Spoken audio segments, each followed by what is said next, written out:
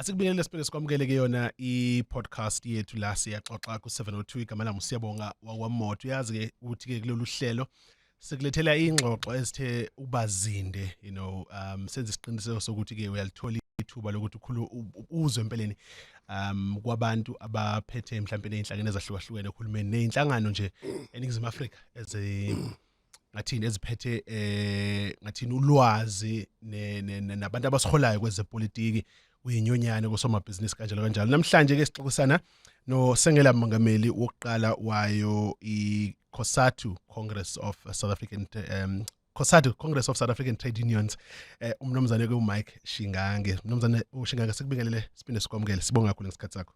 Ngiyabonga, ngibingelele nabamameli wethu. Asiqale la ekuqaleni. Ngiyafisa ukuthola kwena ukuthi-ke how would you define i-role ye-COSATU in democratic South Africa namhlanje?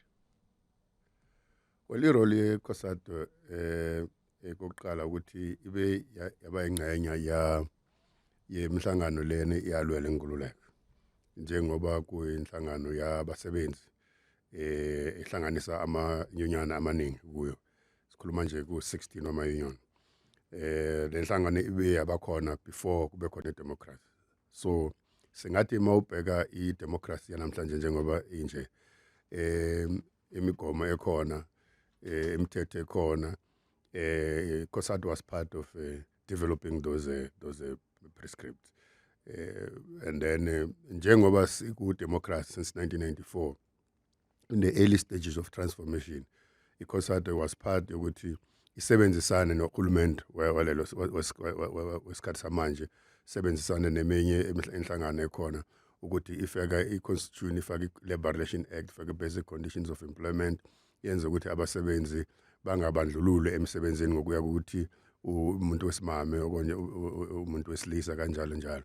So but siyazi ke ukuthi noma yipi democracy emhlabeni jikelele iba khona ukuthi ibe threatened, ibe the risk ukuthi they can reverse the gains of democracy. So abasebenzi nenhlangano yabo bahleli begade njalo ukuthi balinde leso simo bakwazi ukuthi defend democracy, noma ngoba abaqashi kakhulu, ngoba thina sibhekane kakhulu nabaqashi noma abaqashi bakahulumeni or be-private bayakwazi ukuthi bafuna ukubuyisela emuva lezo benefit abasasithola njengabasebenzi. Yeah, ngiyajabula uma uyibeka ngaleyo ndlela leyo, ngoba kulezi insuku ezedlule I think abantu abaningi eNingizimu Afrika sebayithole bakwi-position lapho khona bethi bayafisa uku-understanda ukusukela njengoba ngibuzile ukuthi yini irole ye-COSATU in kwi-democratic South Africa. Kodwa umunye umuntu uyazibuza ukuthi kwangathi khona into esingaziboni kahle masibuka ama-conditions abantu baseNingizimu Afrika abasebenza abaphila ngaphansi kwawo. Abantu abaningi sesekhona le debate ye-minimum wage ukuthi beningakwazi ukuxoxisana ne-alliance partner yenu kwi-ANC kuhulumeni ukuthi hayi bakwethu asikwazi nje ukuhlangana sibe alliance sibone ukuthi le minimum wage ngathi ayikho right. So omunye umuntu uyazibuza ukuthi manibuka njenge-COSATU kunjani nje impilo yomsebenzi eNingizimu Afrika? No, okay, I think qala ngokuthi by the way masikhuluma nge-role ye-COSATU ku-democracy, i-COSATU iyona yenza ukuthi kube nento sibiza i-democracy emsebenzini. Uzakhumbula ukuthi ekuqaleni abasebenzi bebangavunyelelwa ukuthi bajoyine imhlangano yabasebenzi. Bebanganawo amalungelo okustreka, bebanganawo amalungelo okuxoxisana nomqashi wabo ukuthi bafuna malini kule njengomholo labasebenza khona. Bebangavunyelwa ukubhiyaza isuku labo labasebenzi ngo-May Day. So in the workplace sibiza ukuthi kune-democracy manje. We democratize the workplace because of abasebenzi, they came together bafoma amanyunyana kanjalo. But kumbuzo wakho, i-minimum wage ibe khona since 1955 ku-Freedom Charter, both minimum wage ne-living wage.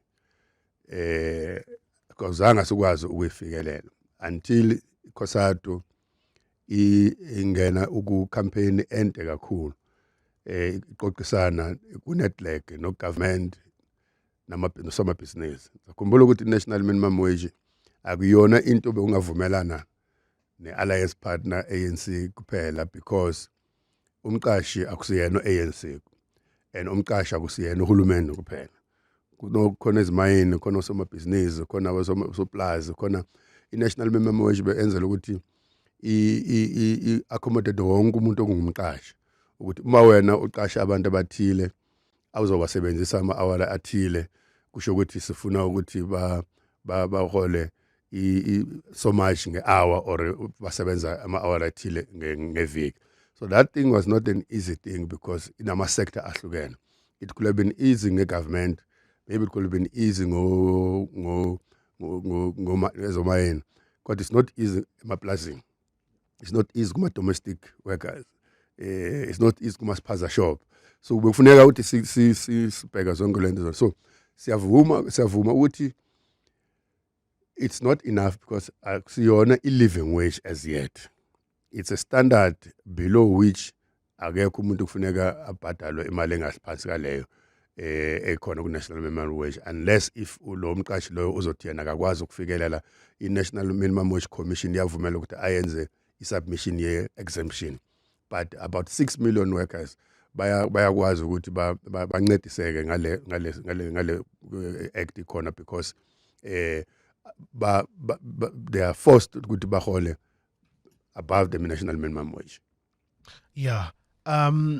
Kuselapho nje sibele emuva ekuhlanganyeleni kwawo la ma-unions ahlukahlukene owabalile yaseqaleni ukuze kube khona i-federation ekuyona iCOSATU. Yes. Umunye umuntu uyazibuza ukuthi ke njengamanje siyabona ukuthi ke ukhona umsindo noma mhlawumbe khona ungaboni ngasolinye mhlawumbe kunina njengeCOSATU mhlawumbe nama-partners ne-partner yini mhlawumbe nama-partners yena sibeke kanjalo. Omunye umuntu uyazibuza ukuthi ekuqaleni kwakuyini isivumelwano senu phakathi kwenu njengeCOSATU, i-South African Communist Party kanye ne-African National Congress kusukela lemuva maniqala nivumelana kuza namhlanje kwakuyini ivumelwano ezazikhona ngokusebenzisana? No ngiyakholwa ufuna ukukhuluma nge-alliance ngesingisi kuthiwa alliance relations. Look, iCOSATU ne-ACCP ne-African National Congress ama-3 independent organizations bazimele ngokwabo. Enye nenye yaleli qembu belinento esibiza ukuthi i-historical mission yayo ukuthi ifuna ukufikelela ini. The African National Congress bekuyi-liberation movement, iqembu elakhula lifuna ukulwela ukuthi kube khona inkululeko lapha eMzansi. Ngabe kubandlululo ngosombala sokuzana. I-Communist Party i-political party lena ingeparty yabantu esibabiza ukuthi i-working class, abantu abahluphekile, futhi ilwela what we call socialism. Ukuthi kungabikho i-class ethile izoqindezela enye class. Kusho ukulinganiwa kungabikho njengamanje ukuthi kune-capitalist system and so on. iCOSATU njengoba sengishilo bekuyinhlangano le ifuna ukwenza ukuthi abasebenzi baba nemandla when they are together. Bayakwazi uku-collectively bargain nomqashi wabo. Bayakwazi ukuzivikela mase baqindezelwe emsebenzini. Bayakwazi ukuphelisa ubandlululo ngokuya ngokuthi umuntu wesilisa umuntu wesifazane. Bayakwazi ukubhagena for imiholo nokuthi nokubandlulula ngombala, because that time especially in South Africa kwakukhona ubandlululo lokuthi abasebenzi bamnyama awanawo amalungelo afana nabasebenzi bamhlophe. So iyona beyilwa nalokho. But mase ubuka konke lokho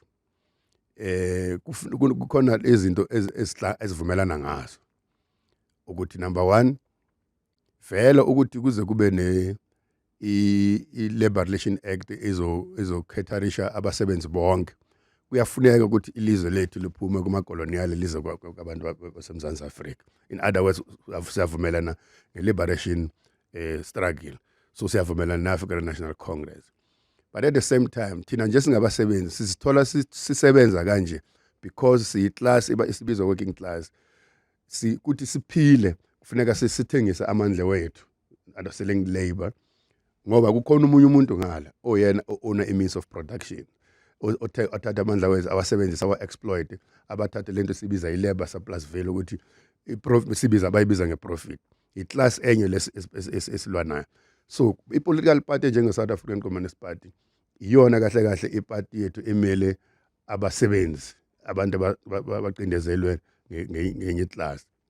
But the South African Communist Party iyavuma ukuthi laba abantu ngilidayo abasebenzi ukuthi baziphile sifuneka basebenze number 1, but number 2 nayo Communist Party iyafuna ukuthi kupheliswe ubandlululo ngokwe-gender, ngokwembala and ngokwe-religion and so on and so on. So what I've explained ukuthi is a common objective let us sivumelana ngazo njenge-South Africa Communist Party, njenge-Congress South African Trade Union, ne-African National Congress. Ukusivumelana bekungesona isivumelana esasayinwa phansi. Yayikhona imhlangano other organizations before bo-PAC niyakhumbula bo-ASAPO namanye ama-union ama-federation wayokhona, kodwa the common objectives bezingafani nalezi ezithola ukuthi siyavumelana ne-ANC ne-SACP ne-COSATU later neSANCO. So that objective is still there even today, because indaba ye-economy indaba yokuthi imisebenzi ibe khona, indaba yokuthi the transformation, in other words the affirmative action, ukuthi laba bantu sibabiza ngaba-previously disadvantaged people abakakufikeleli la sokulwela khona. So those objectives are still there. The only thing ukuthi sekuhamba ngathi kuyahlukana nge-pace lefuneka sihambe ngayo, sometimes ne-direction, ngoba that time siwathathu bekungekho umuntu osesikhundleni sohulumende, but now one of us sekasesikhundleni sohulumende, so unokubona ngenye indlela thina sibonye ngenye indlela. That's why ubona ngathi kuba khona ama-friction, but those objectives are still there, but the pace, the direction and so on, so maybe it's a problem that we're having. Ubale ukuthi ke mina ngingabhalanga phansi kodwa mhlambe njengomuntu osemusha owayengekho le move before kufika lezi ingxoxo zango 1989 kanjalo oKhodesa kanjalo ayikho into othi eyabhalwa phansi, kodwa ngifisa ukwazi ukuthi ke ngokukhuluma kwenu nanivumelana ukuthi ke nizoba kwi-alliance forever noma ngesisikhathi kufuna nihlale phansi nibuka ukuthi asithathe enye indlela manje. Yeah. No. Mhlawumbe sikhulumela nje iCOSATU, siyeke i-SACP eceleni ne-ANC, sikhulumela njani nina njengeCOSATU? No. Okay, but angeke ngikwazi ukushiya i-SACP ngoba ziyafana lezi izinto. All right, yeah. Because when ngabo 1993 makufuneka ukuthi si-understand ukuthi ingxoxo seziyaphela sesiya kuma-election, kwakufuneka ibe khona into ethi sesoyenza njani manje, ngoba siyabona umhlaba wonke jikelele ike iba khona lento ukuthi abasebenzi bahambisana ne-liberation movement, but ekugcineni bese kuyaliwa what is our plan. I-SACP niyakhumbula yakhuluma ukuthi no sizawu support the-ANC, but at some point there was that agreement. The-ANC was understanding ukuthi thina siyi ku-socialism sizogcina la ku-National Democratic Revolution. The other stages of our revolution, which is a class struggle, will be led by the SACP. So it was a question of isikhathi sizawufika, but ukuthi nini besingadefine. But obviously everything is always determined by material condition, ukuthi sesifikile yini impela isikhathi ukuthi singayenza lento le. That was that discussion in COSATU. Our unions in different abo NUMSA abo how belokhu bakhuluma ngalento ukuthi senza njani ku-COSATU. Already by that time there were issues about how the alliance relations work, but kwavunyelana ukuthi no in any case i-COSATU ayikwazi ukungena kuma-election direct, because we're not a labor party, we're a trade union movement. Therefore, our broad leader of the liberation movement is the African National Congress. But i-support ye-COSATU to African National Congress ne kuhlala ku-alliance ihlala iqoqwa njalo ku-congresses. So Congress after Congress, this matter was always been debated. And then every now and then, we'll keep on saying, we'll continue to support the ANC. However, we've got the following problems. That's why we keep on asking what we call the state of the NDR. Is it on course or kanjani na? And then no in but it's on course, but masambeni siyo alliance. it was always given that le discussion izawubuya ibe khona at a time when the SACP izawuthatha isigqibo sokuthi se iya lead le struggle so socialist movement or so working class moving forward. It's gonna cause COSATU ukuthi ibe nayo le discussion nayo, because now we're in alliance with the two of them that are in there. So that's where we are now. So bengabhalwanga phasi, but kuma resolution of various unions and various parties akhona ukuthi no sisahamba ne-ANC kwamanje. Namanje siye congressini manje ngeSeptember, we'll still discuss this thing. Njengoba SSP ibuya kuyo congress seyithatha isinqumo ukuthi no bacabanga ukuthi material condition manje adictate ukuthi bathathe the direction bafuna ukuyithatha. But however, it doesn't mean that lezo zinto lezo sasivumelana ngazo ezenza ukuthi sihluke kwabanye abantu thina sibe umbimbi sibizana mafela ndawonye the tripartite alliance. The condition, the issues are still the same, because masidibane uqaleni wekungekho ama-election asititshanisanga ama-election besiditshwanise ngimpi yokulwela umhlaba, yokuqosha amakoloniali, yokulungisa umnotho, yokuba siqede ibandlululo and so on and so on, and then to collectively siyenze ukuthi iSouth Africa izithole ikuspace seni sokuthi umuntu angakwazi ukuvota. But masidibana sasingavoti thina, bakuvota abelungu kuphela. So ngiyayibona lento ukuthi yenze ngathi so COSATU neparty, but I think ANC yona beyiloku iyazi lento, but I'm sure beyicabanga ukuthi lingafiki lele siku lelo lokuthi sisithole sengathi kuthiwa no endoda hlehla sokuyathina phambili. I'm sure bebangayicabanga ngilelo. Namanje what is unfortunate bangathi i-discussion yokuthi thina sasidalelwe ema-election sonke, ngaphandle kwama-election ngathi ayikho into esidibanisayo, kanti thina we have a different view that there's a lot that unites us over and above ama-elections. Ngiyithola ngendlela ebeka ngayo. Cishe mhlawumbe uthi into eziningi kakhulu, anihlukanga kakhulu when it comes to i-purpose yenu, kodwa ngokuhamba kwesikhathi zikhona izinto enibuye nizibone ngokuhlukana, because nani njenge-COSATU ni-organization yenu enamandla ayo nendlela zayibuka ngayo izinto nento sizifunayo, ne-missions enahlukile mhlawumbe mawucompare nama-alliance partners enu. Zikhona iy'nkulumo mhlawumbe zike zaba khona ukuthi-ke kwi-build up ngathi kuzokhetha ubuholi be-ANC le muva ngo-2007. Khona inkulumo ezithi wayekhona mhlawumbe ama-discussions noma emancane ngaphakathi kwi-COSATU ayethi maybe sekuyisikhathi lesi, maybe le muva ngo-2006 sekuyisikhathi lesi ukuthi-ke i-COSATU iqale i-Workers' Party. Zazikhona inkulumo ezazinjalo at the time?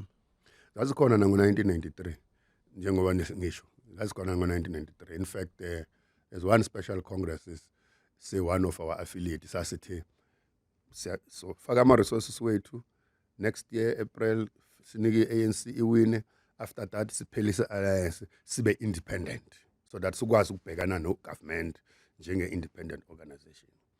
But you remember ukuthi when discussion take place nakuma congresses kuya at the end of the day majority rule. So majority every now and then I figure it no sisase right siyanizwa. So but there's no meeting Congress lenkulumo ingazange ibe khona, even though asifavorish le yokuthi siqale Workers' Party, because uzoba nenkinga mase uconflict ukuthi uyi-political party okanye uyi-trade union movement, because noma ungayifaka i-Workers' Party ekugcineni izocontest ama-election, izongena kuhulumeni, nizoqabana futhi. And the question ufuna uyiphendula ukuthi mase uyifomile Workers' Party ucampaign for ama-election, uzoyivala i-trade union movement ibe yi-political party, abasebenzi bazakwenza kanjani, or uzoba ne-trade union movement bese ube governmentini uyi-one day. Lokho kuzoba kuhluke kanjani ne-current arrangement yokuthi abanye benu njengoba seyimalungu e-ANC nabo ANC abangani bethu salwa nabo together nabo empini sibafakile lapha ehulumendeni siyaqabana, kuzoba kuhluke kanjani. We also have experiences of Zambia, Frederick Chiluba. We've got the experience of Changarai in Zimbabwe. We've an experience of Labour Party in Britain, and so on and so on. It's not an easy thing. Ukuthi uforma a political party support njenge-trade union movement akuhlukile nokuthi the only place where this thing worked ngathi isasebenza namanje kuse Brazil, China, but more importantly Brazil. No, China is a communist party, but Brazil kune Labour Party yaka Da Silva is a Labour Party, that one. Lezi ngqondo zazikhona even after 2007 kakhulu masiya ku 2012. Yakhumbula iCOSATU ithi ifuna ilula moment eSouth Africa. Kusekhona uTatu bawuvavavi. Yeah. Masithi sifuna ulula moment besifuna lento yenzeke eBrazil ukuthi iLabour Party iproduce upresident wayo.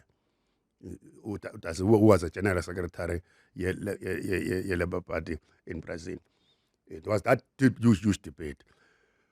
But that debate is ngoba sikuqala ukubonakala ukuthi ngathi asisekho accommodated or represented kulombimbi esinawo we liberation movement. Ingathi our representation hamba but also ngathi ama interest alaba sibathumayo abasa so sifuna i-alternative. Now kune two things ukuthi iCOSATU izimele ibe independent but ingaformi political party.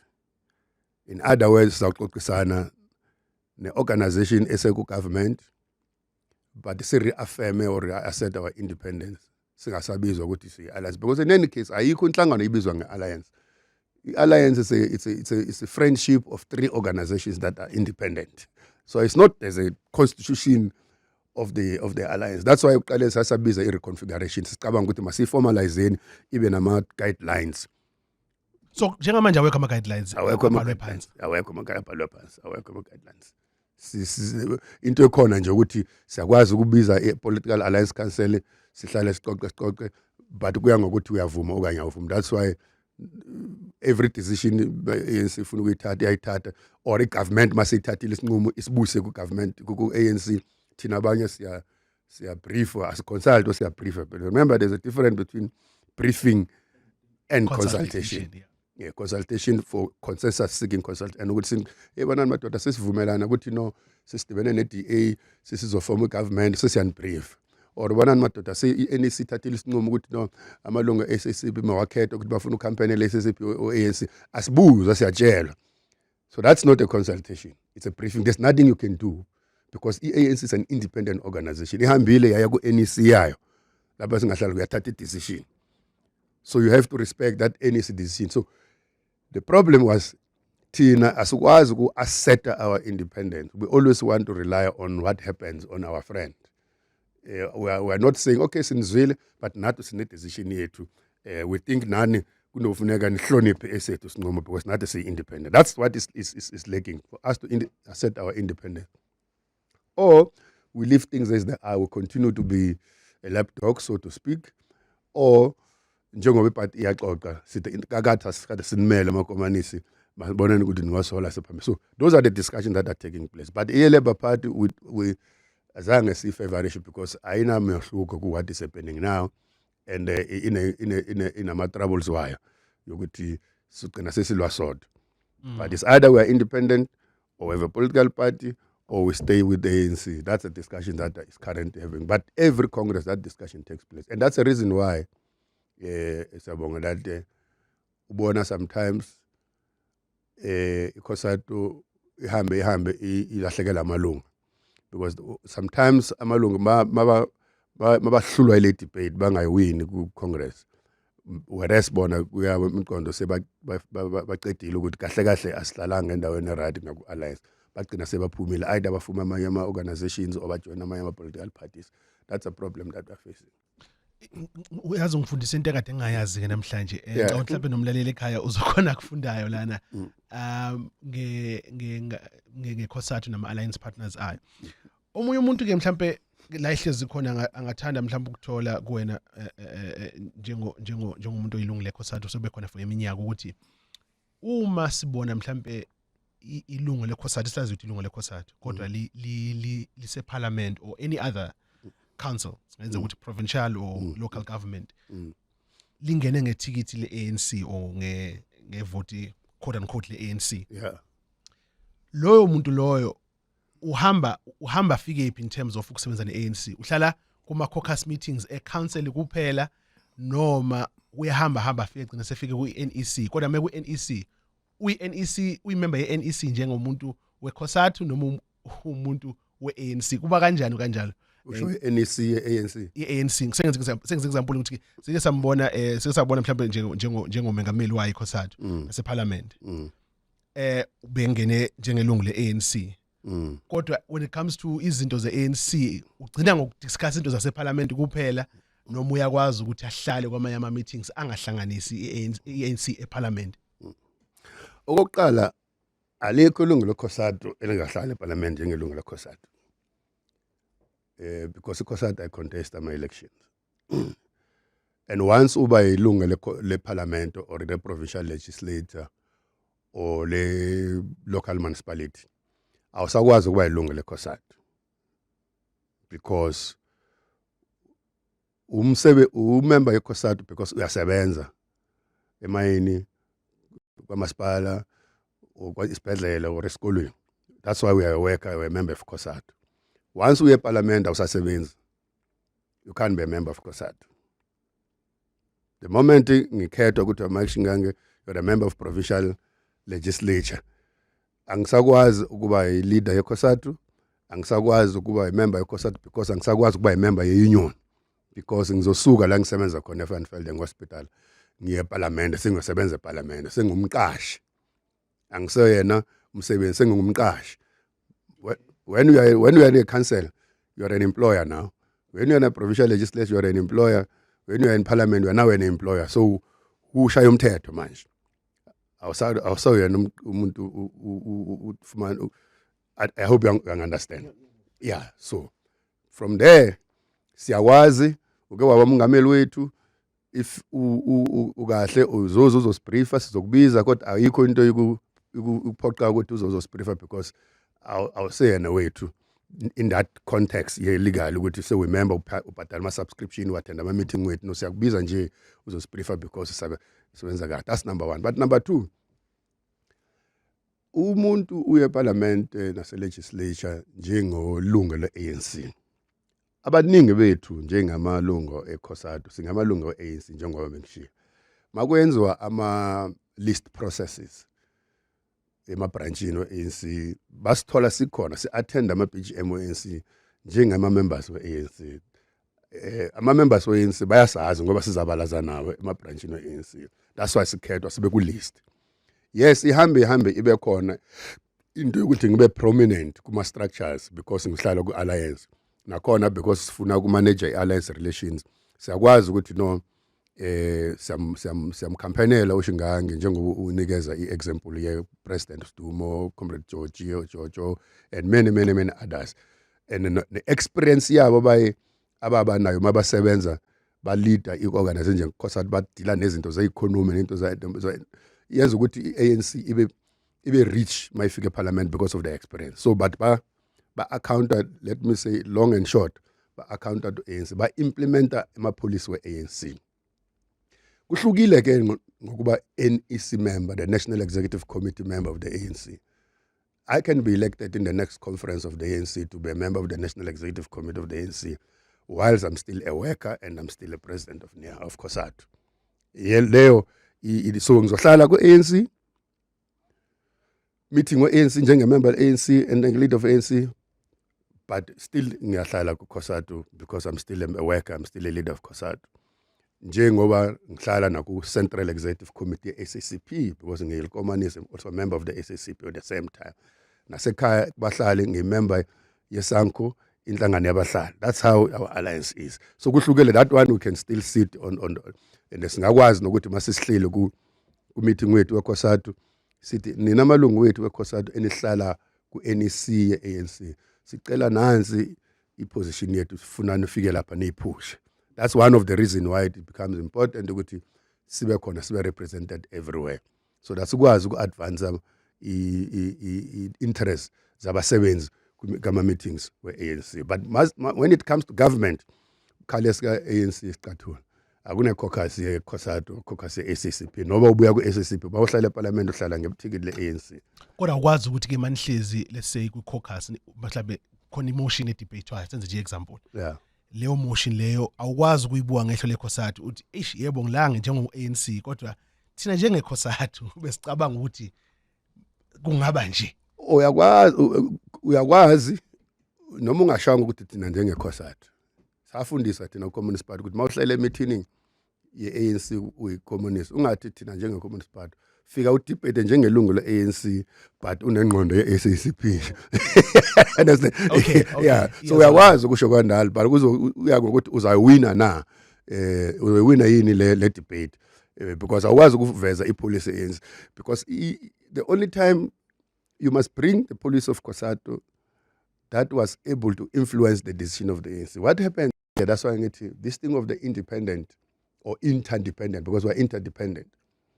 Siya Congress we-ANC. Sifike sinikeze i-message of support. Singene na kuma commissions. Si debate sometimes as delegates, as guests, sometimes as directly delegates, as members. Kuma commission. Sipushe position. Sometimes siyawina, sometimes asiwini ku conference ANC. But nalezo siziwinile kuyenzeka ukuthi mase sifika ku state zingasa implementiwe ngalendlela befuna izimplementwe ngayo. And like I'm saying, mase uya eParliament bathi kukhona emotion ezodebate eParliament, niyabizwa ku caucus, ku party caucus ye-ANC.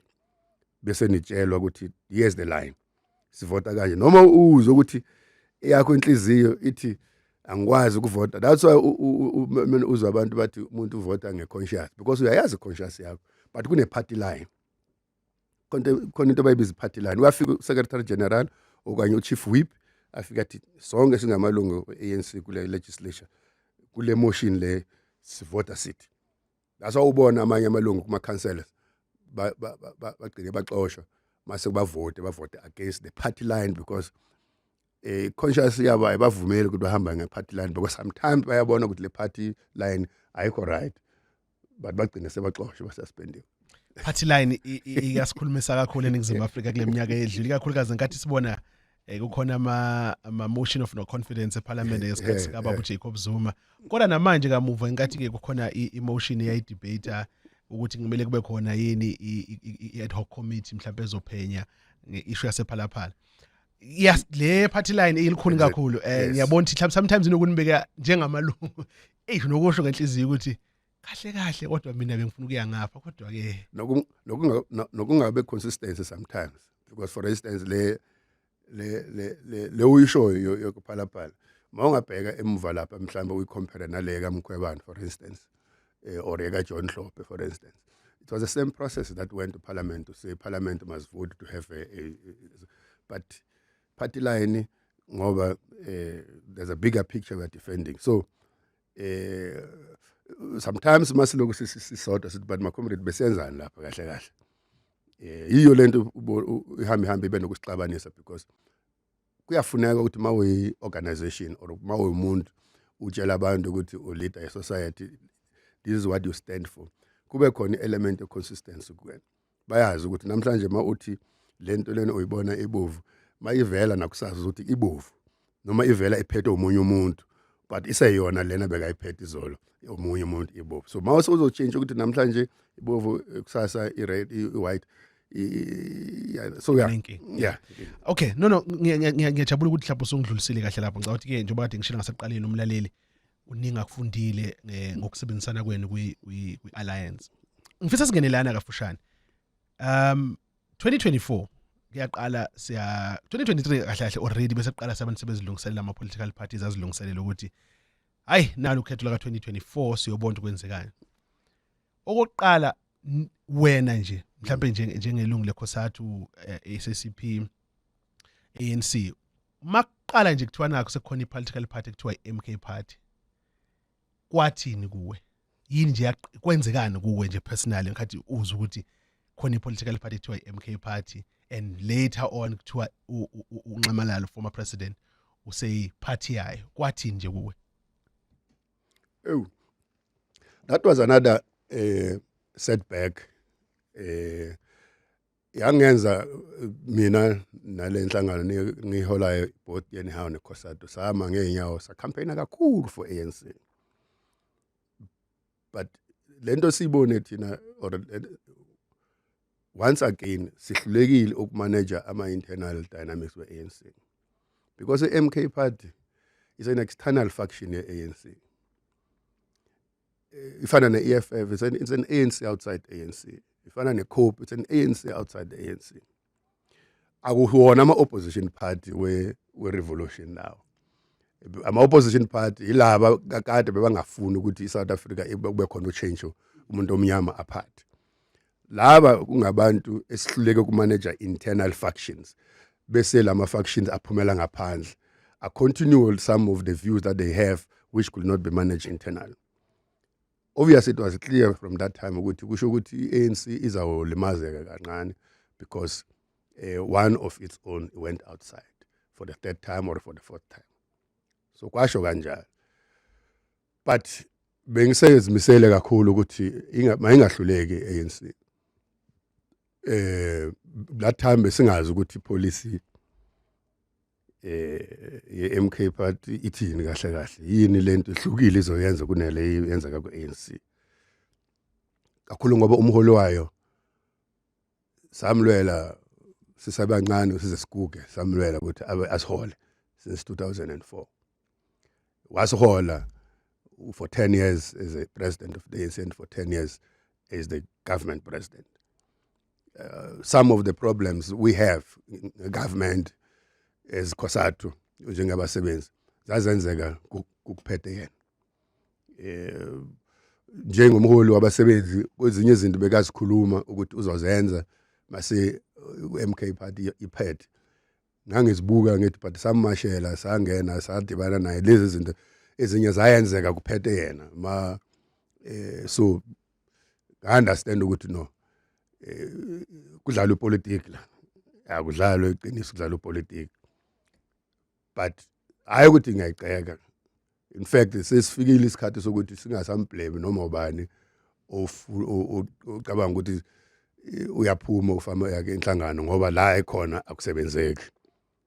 I can no longer have that guys to blame anyone, because things are not what every one of us thought will do. It's just that lumsunguli waleqembu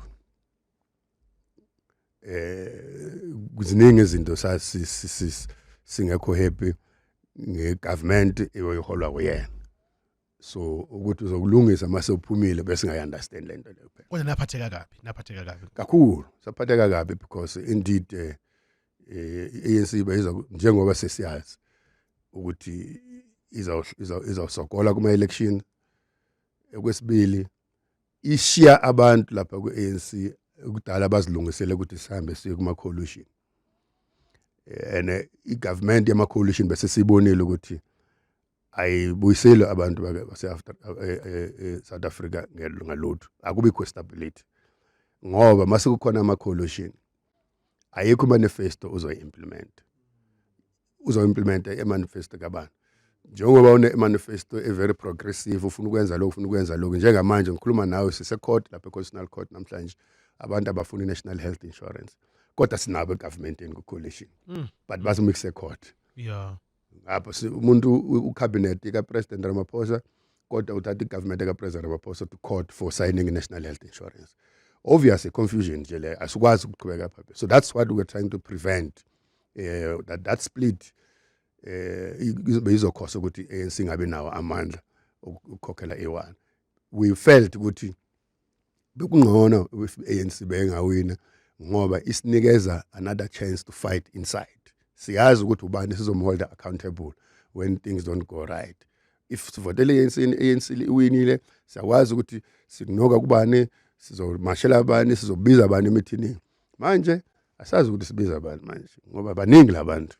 I-agriculture iphethe omunye umuntu, i-home affairs iphethe omunye umuntu, health iphethe omunye, and bayalo abavumelana ngento one. So confusion is South Africa. So we're trying to avoid that part. But saphatheka kabi, you are right, maybe lokuphendula ngokufishana, saphatheka kabi. Okokuqala ukuthi siluza ama cadres. Because Jacob Zuma was not just man, he was a serious cadre of our movement. Yeah. Ngiyacabanga naye makalele wayephupha nje lempilo sekayiphilayo nalabuya kuwe angifisi kuba uyena, because I'm sure all his life, the youth life, struggle within the ANC for our country. Okay, nakho sekuyenzeka ke ngawo u2024 ayaphuma ama results. iANC i40% yacaca ukuthi ke kuyodinga ukuthi iqale ixoxisane nabantu kusetshenziswane. Manibukela kude niyikhosati ngoba iSSCP yaphumela eceleni kudala ukuthi cha yona yayithi naba abantu bafana nabo economic freedom fighters engathi ANC ayihlukanga kakhulu nabo njengoba kade usho ukuthi ke iMK party neEFF akona ama opposition when it comes to ideology yenu njengama organization akhona eNingizimu Afrika njengamanje. Kodwa umunye umuntu uyazibuza ukuthi niyikhosati manibona ama results ewa declare iEC ukuthi hayi kuphelile ke makunje 40% ANC and then the rest. Kuthini kini in terms of approach yenu noma mhlawumbe thinking yenu ngoba phela kushilo ukuthi inqumo ze-ANC kodwa kuyini ithini approach ukuthi uma nje ngane nikhosati leso sikhathi lesana nithi akushonwe kuphi? Wana for thina njengekhosati la process le yokuformulate igovernment after silose ama elections yenye and ifike yaqiniseka ukuthi iANC siyafika isikhathi lapha isicabangela yona iyodwa engacabangele oqabayo or the alliance partners, because vela sasiphatheke kabi njengoba sasiphatheke kabi since 2016 masiluza ama metro nga 2021 masiluza ama metro sasingalali thina abanye. Sasebenza kakhulu in 2024 to ensure that si avoid i-collusion, but mase kwenzekile sesibhekene nakho ukuthi sesiluzile se40% kufuneka siform i-government. What we were expecting ukuthi njenge alliance sizohlangana sithi so siyenza kanjani, sasi ready for that. Kwaba khona just one meeting ye secretary basibize alliance secretariat, sasho kule meeting ukuthi ma comrade kuzofuneka sihlale phansi sibone ukuthi sisebenza kanjani, kodwa singakaqedi ukuxoxa, singakaqali nokuxoxa sicela ukuthi into singeke sivume ukuthi sibe ne coalition, futhi sibe singakayazi lento ukuthi waye government of national ukuthi sibe ne coalition ne Democratic Alliance, ngoba Democratic Alliance is against everything that we stand for. Sabanikeza express ngiyabona usenaso isikhathi bengiza kunisa besine issue njengekhosado that happened during the election to show that these people are against us. Ungenaba kuyona mhlawumbe. So for instance besiyazi ukuthi njengekhosado iDemocratic Alliance have declared ikhosado njenge enemy number 1 of the state. If uzakhumbula nga 2024 on the 1st of May saba ne May Day yethu, the 2nd of May iDemocratic Alliance yayise Khosado House imarcha during election imarcha ithi iKhosado House is the source of unemployment in South Africa. Why was that? It's because ayifuni national minimum wage, therefore it's because of Khosado that we have a national minimum wage, and abelungu or ngithi abonqoba or abo business constituency yeke Democratic Alliance ayifuni national health insurance, and it's because of our fight that we've got national health insurance. Ayifuni affirmative action, Employment Equity Act nabe bayise court namanje masesikhuluma beyingafuni iBila Act, uyakhumbula iBila Act. All of those things were being pushed by Khosado, and those things were in the manifesto of the ANC, and Khosado was campaigning for the ANC to implement that manifesto, and the Democratic Alliance have declared us as a enemy number 1 of them. There was no way besizovuka after my election sithi no sisebenza nabo bayasithanda manje basitshele kahle ukuthi bayasizonda because campaign le ANC. So sabanikeza ke lokho ukuthi no, we don't want that ne Freedom Front Plus, but no kusinzwile sabuyele emuva, but kuzoba khona normal sijwayele ukuba khona into sibiza ipolitical alliance political council lapha aba office bearers wala ma alliance bahlangana khona. Zange bekhona le meeting le msakazi, sahlala sabiza o president no general secretary wama union wethu wonke, sahlala phe Khosado House si draft ama document yokuhamba siye ku special NEC ANC sizo propose ukuthi 1 scenario, 2 scenario, 3 scenarios, besinama scenario awu 7 nama advantages nama disadvantages wawo ukuthi singayenza lokho, singayifoma minority government, singayifoma alliance nobani, singayifoma no, but here are the disadvantages, here are the disadvantages. Prepared sakhetha ne delegation sithi mase sizobizwa ukuthi sizoxoxa this is what we're going to propose to the ANC. Sahlale COSATU House kwaze kwashaya 8 obusuku singabizwa. Satshelwa ukuthi no anisezi kule special ANC kuzohlala ANC kuphela. Thina sijwayele ukuthi makune matter of national interest the governing alliance nizobizwa iyadibana because this is no longer a political party matter, it's a societal matter. We've reached a very historic moment where we've lost election. We can't form a government on our own and we have to talk to everybody else. It's a strategic matter for us. Sangabiza yahlala ANC a delegation yethu yahlala mabaqeda upresident wa announce ku TV intambama ebusuku kube ngolosithathu at ANC have decided ukuthi it will go the direction of the government of national unity. Sibone ku TV nathi singama alliance partners, the government of national unity. Now we had views not very far from the SACP without naming the parties, but to say you can do everything with everybody else, but they are the following people that you will not work with them and you say you represent us, because those ones abakhohlile ukuthi ba represent abantu. The Democratic Alliances, they go to the government of national unity. They have not forgotten who they represent. The Freedom Front Plus, they have not forgotten who they represent. But it does look like laba bethu basikhohlile. Bashiye ngaphandle sebathole abanye abantu. So that's what becomes a big problem even today on that thing of government of national unity. Ngenxa yesikhathi ngiyafisa ukuthi ke ngithole kwena njengoba sesiya kuma local government elections.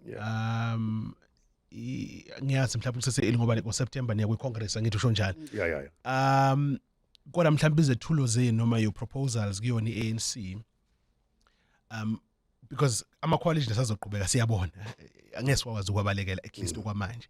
Ninawo ama proposals akhona njengamanje niyaqhubeka necampaign leANC kuma kanjani njengamanje? Look, it's a difficult time for COSATU because the last time we campaigned for the ANC, and manje one of our party is in the ballot also.